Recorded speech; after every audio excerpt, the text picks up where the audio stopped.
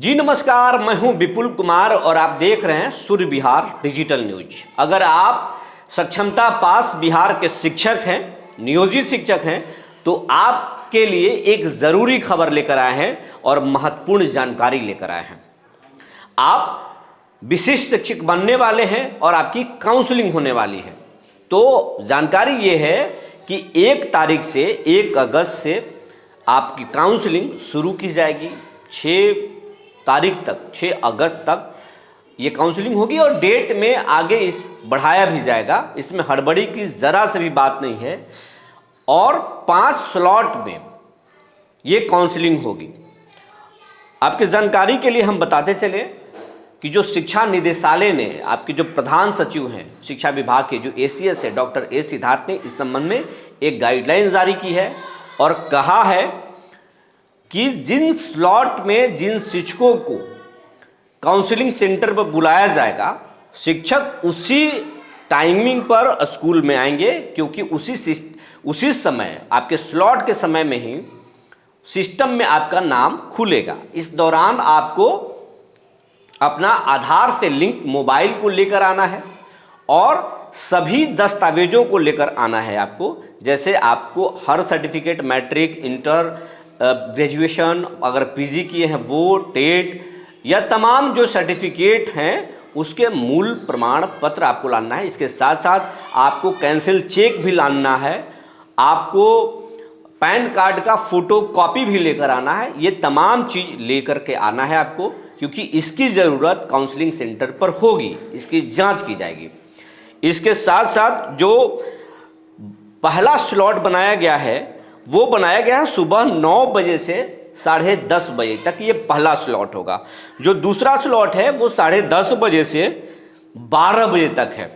तीसरा जो स्लॉट है वो 12 बजे से 1:30 तक है दोपहर के, और जो चौथा स्लॉट है वो है 1:30 से 3 बजे दोपहर तक, और पांचवा और आखिरी जो स्लॉट है वो है 3 बजे से 4:30 बजे तक। इन 5 स्लॉट में शिक्षकों की काउंसलिंग होगी। अब हम बात कर रहे हैं कि इस शिक्षकों की जो कोटि है, कौन से कोटि के शिक्षक का कब से काउंसलिंग स्टार्ट हो रहा है, तो आपको बताते चले। जो उच्च माध्यमिक शिक्षक एवं पुस्तकालय अध्यक्ष हैं उनकी काउंसलिंग 1 अगस्त से शुरू होगा और लगातार चलेगा। माध्यमिक शिक्षक जो हैं उनका 2 अगस्त से काउंसलिंग होगा। स्नातक कोटि के जो सभी विषय के जो शिक्षक हैं उनका 3 अगस्त से शुरू होगा, और मूल कोटि के जो उर्दू, बांग्ला, शारीरिक शिक्षक के जो कोटि के शिक्षक हैं उनकी काउंसलिंग जो है वो 5 अगस्त से शुरू होगा, और मूल कोटि के जो सामान्य शिक्षक हैं उनका जो है काउंसलिंग 6 अगस्त से शुरू होना है। और इसमें कोई भी हड़बड़ी की बात नहीं है, गैदरिंग मचाने की बात नहीं है, और ये बारी बारी अपने स्लॉट के हिसाब से शिक्षकों को पहुंचना है।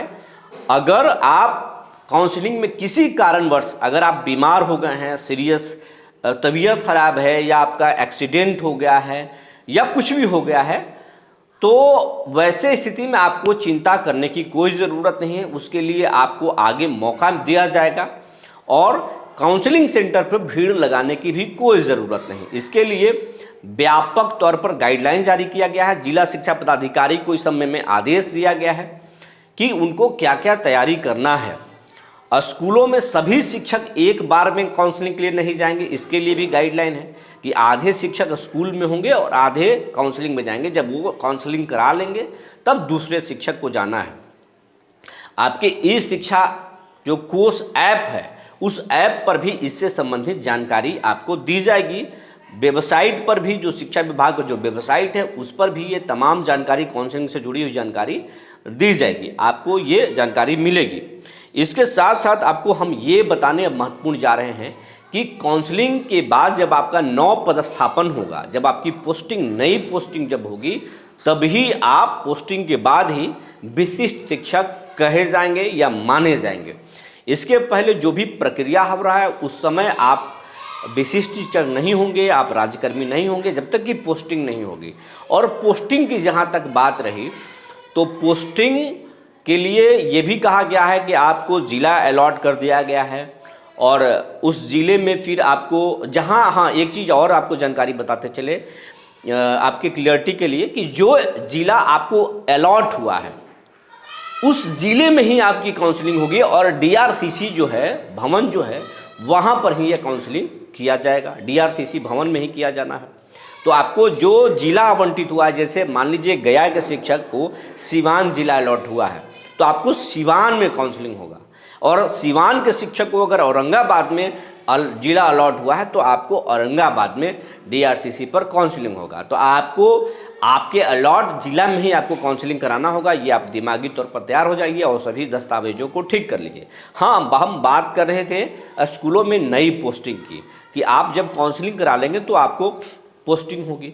तो पोस्टिंग को लेकर लगातार जो है मंथन जारी है, तबादला नीति भी बनाया जा रहा है और पोस्टिंग को लेकर के मंथन भी जारी है कि नए शिक्षकों को कब और उनको कौन सा विद्यालय में भेजा जाए।